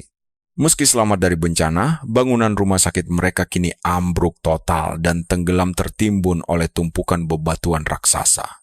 Setelah diselidiki secara menyeluruh, untungnya struktur bangunan dalam tidak hancur lebur karena tertahan secara ajaib oleh formasi bebatuan. Semuanya berada dalam posisi keseimbangan yang sangat rapuh. Jika mereka asal menggali, runtuhan susulan yang fatal bisa langsung terjadi. Dia menegaskan bahwa misi evakuasi harus dilakukan hati-hati tanpa merusak titik keseimbangan tanah tersebut. Operasi penyelamatan ini membutuhkan 2 tim eliminator yang masing-masing dipimpin ahli struktur geologi dan pengguna elemen tanah. Selain bertugas membuka jalur masuk, kedua tim itu juga harus membasmi monster-monster yang bersembunyi di saluran air bawah tanah, serta melenyapkan inang pembawa gen mutan di dalam gedung. Demi misi ini, sang wakil direktur sudah menyiapkan imbalan besar.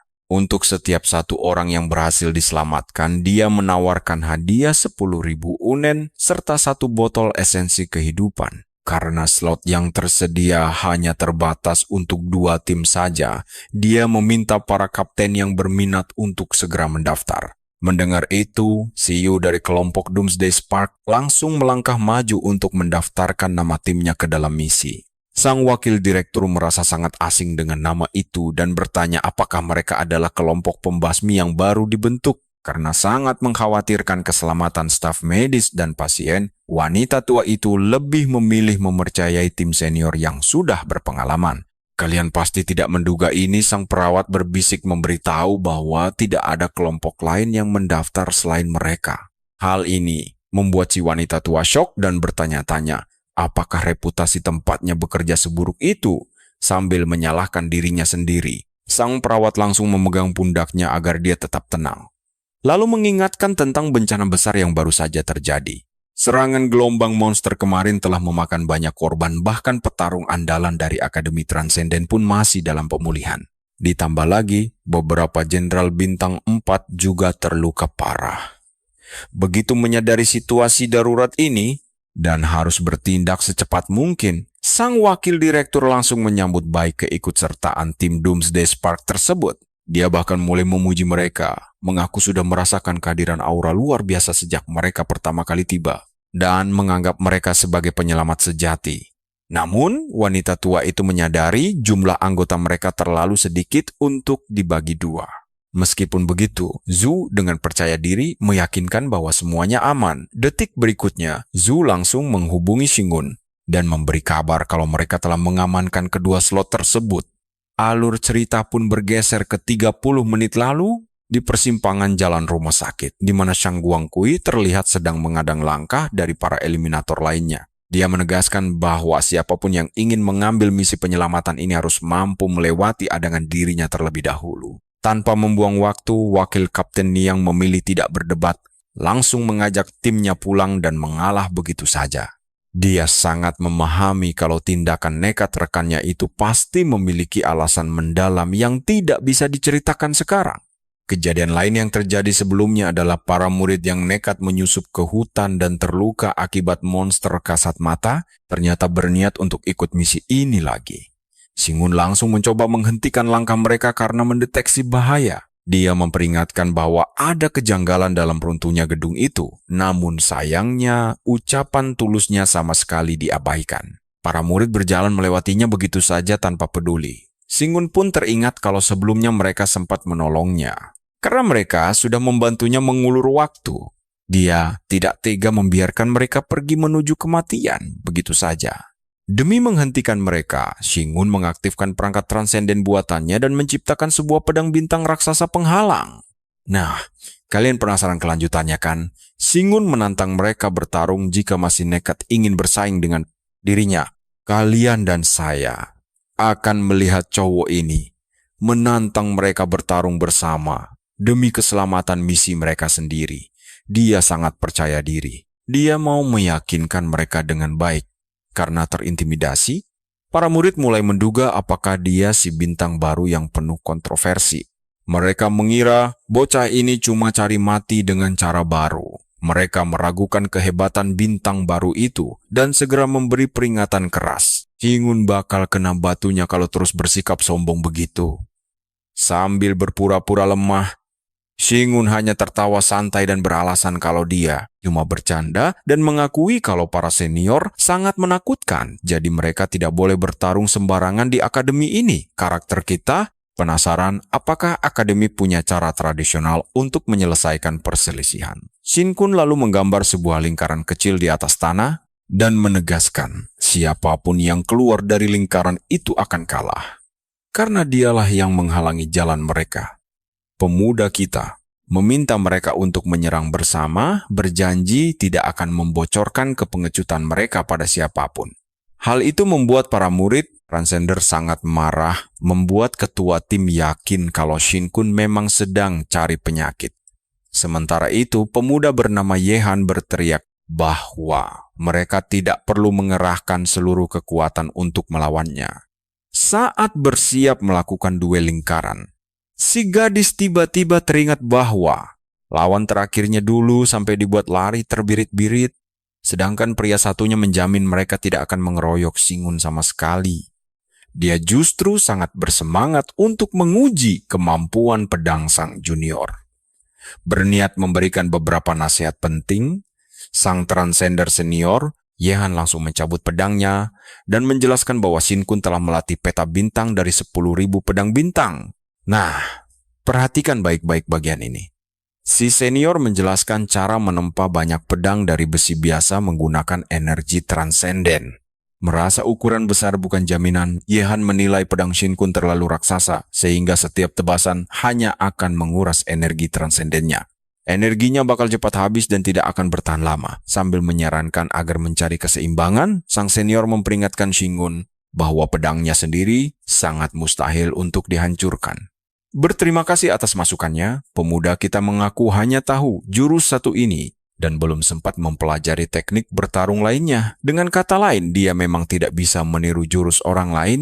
Setelah menyerap sisa besi yang ada dan mengumpulkan lebih banyak energi transenden, Shin-kun memutuskan untuk menempa sebuah pedang raksasa berukuran sangat kolosal untuk dipanggul sendiri. Saking beratnya, permukaan tanah di bawah kakinya sampai retak. Melihat hal itu, Yehan sangat terkejut melihat tanah hancur dan langsung melongo saat menyadari Shin-kun mengangkat senjata itu tanpa bantuan energi transenden. Dia murni mengandalkan kekuatan fisiknya saja.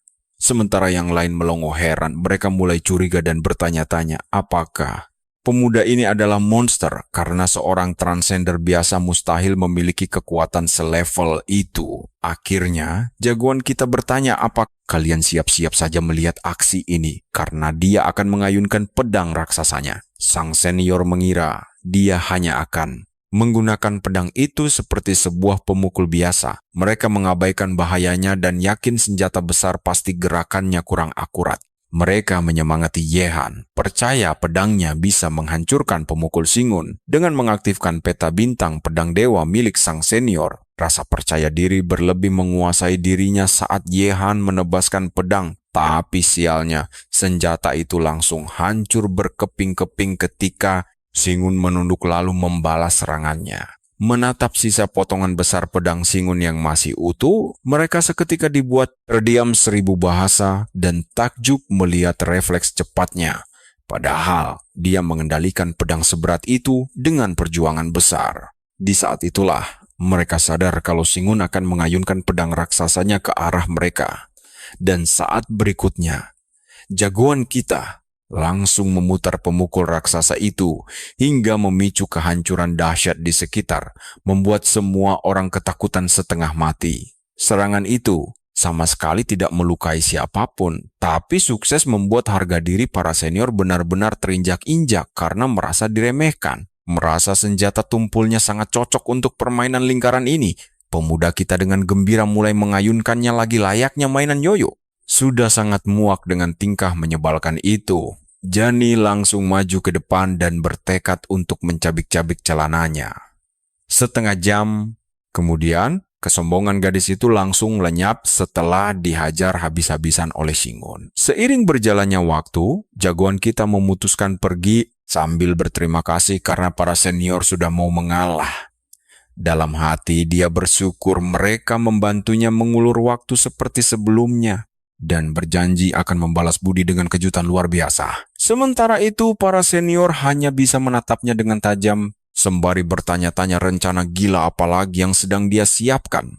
Adegan lalu berpindah ke area rumah sakit yang runtuh. Sang pembasmi Seong Yin memberi peringatan kepada semua korban selamat lewat transmisi pikiran agar tidak merusak keseimbangan reruntuhan, menegaskan kalau tim penyelamat telah memulai tugas mereka dan meminta para korban segera menuju ke rute evakuasi yang sudah berhasil mereka siapkan. Di sisi lain, Gong Xiai beserta korban lainnya sedang bersembunyi di dalam ruangan dan Gong meminta semuanya mengecilkan suara agar tidak memicu kedatangan monster. Dia menyuruh mereka menunggu bantuan sambil terus memberikan harapan bahwa para pembasmi di rumah sakit akan segera menghabisi semua monster mutasi di luar. Di tengah situasi menegangkan dan penuh kepanikan, Chen Fei mulai kehilangan kendali pikirannya dan mempertanyakan, kenapa mereka tidak melihat pembasmi lain selain sosok pengawal mereka dan menduga ada hal buruk terjadi.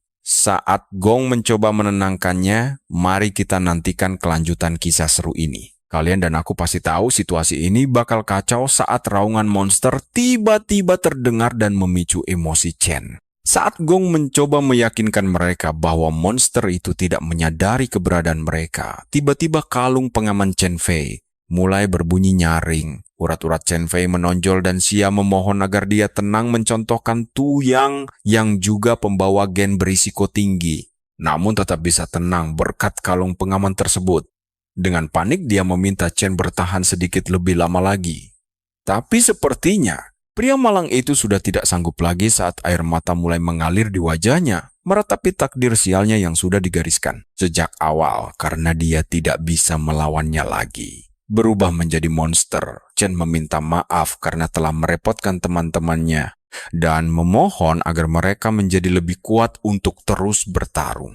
Sementara itu Chen Fei pun berubah sepenuhnya menjadi monster. Mereka menduga karena gen monster Chen mencapai 84%, dia akan menjadi monster sekuat tingkat kedua. Si Lin Tao panik dan mendesak untuk segera keluar, tetapi Gong menolak karena banyak monster di luar yang siap memangsa mereka. Tiba-tiba, Tu Yang mengambil tanggung jawab untuk menghadapi Chen Fei dan meminta ketua kelas Gong mencari jalan keluar dari tempat ini bersama dengan Lin Tao.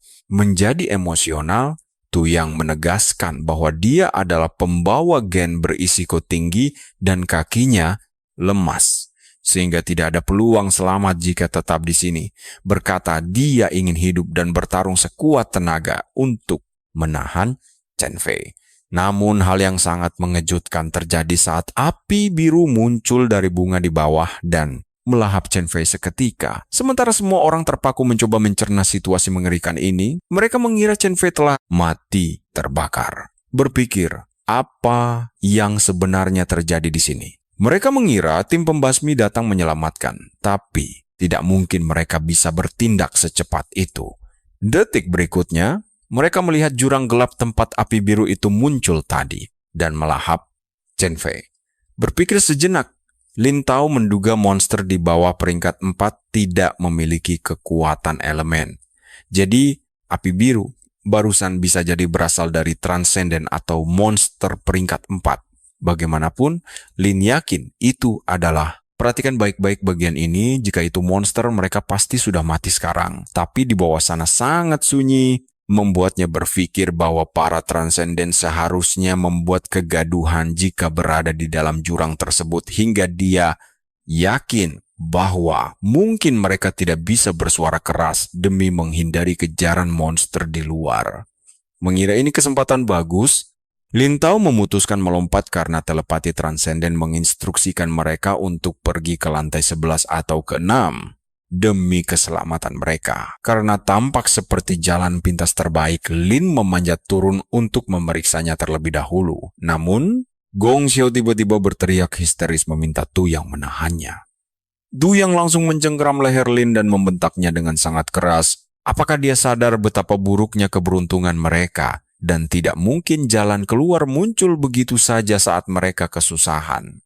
Merujuk pada diri mereka sendiri, Tu yang berujar mereka adalah orang paling sial sedunia, tipe yang mendapat mie instan tanpa bumbu di dalamnya. Jadi jalan keluar ini pasti jebakan. Tapi Lin mengingatkan ada transenden di Akademi Tempo Hari yang menggunakan kekuatan api biru. Disinilah Gong Xiao menyadari ini mungkin keberuntungan sekali seumur hidup mereka, tapi mereka tidak boleh gegabah mengambil risiko karena api biru itu bisa saja digunakan oleh transenden atau malah monster. Bertahan hidup sejauh ini berkat kesabaran dan kehati-hatian. Dia menegaskan mereka semua harus tetap waspada. Melihat Chen Fei berubah menjadi monster mengerikan, Lin Tao ketakutan setengah mati dan berteriak tidak ingin menjadi monster. Dia ingin terus hidup. Sambil menangis sesenggukan, dia yakin pembawa Gen Monster dibenci semua orang. Jadi, tidak akan ada yang datang menyelamatkan karena mereka semua hanya menunggu mereka mati. Tapi dengan tetap positif, Gong menghapus air matanya lalu memberitahu Lin bahwa dia hanya perlu fokus pada dirinya sendiri tanpa memedulikan pikiran orang lain. Dia memintanya tersenyum palsu untuk mengelabui otak, menjelaskan bahwa otak akan melepaskan senyawa kimia yang memicu rasa bahagia. Kalian pasti tahu trik ini, kan?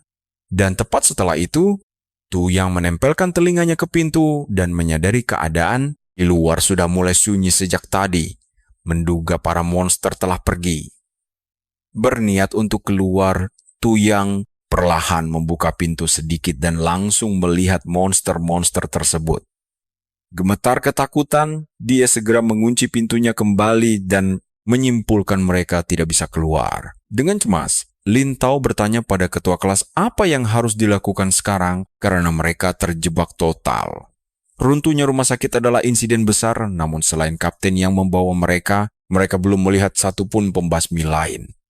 Sambil panik, Lin bertanya-tanya di mana semua pasukan keamanan karena sejak tadi keadaan sangat sunyi tanpa ada suara pertempuran sedikit pun. Mulai hanyut dalam pikiran buruknya, Lin bahkan berasumsi bahwa ada kemungkinan semua transenden telah tewas. Pada saat yang sama, dia juga mendadak teringat kakak perempuan Tu yang datang sebelum insiden dan yakin dia tidak akan berada dalam bahaya. Karena perempuan biasanya mengaku sudah dekat padahal baru saja bersiap dari rumah. Saat Lin tertawa canggung Tu. Kalian harus lihat ini, Yong hampir gila setelah mendengar kabar adiknya. Tapi Gong menenangkannya dan menyuruhnya berpikir jernih. Lin tak panik setengah mati dan memohon agar Yong tidak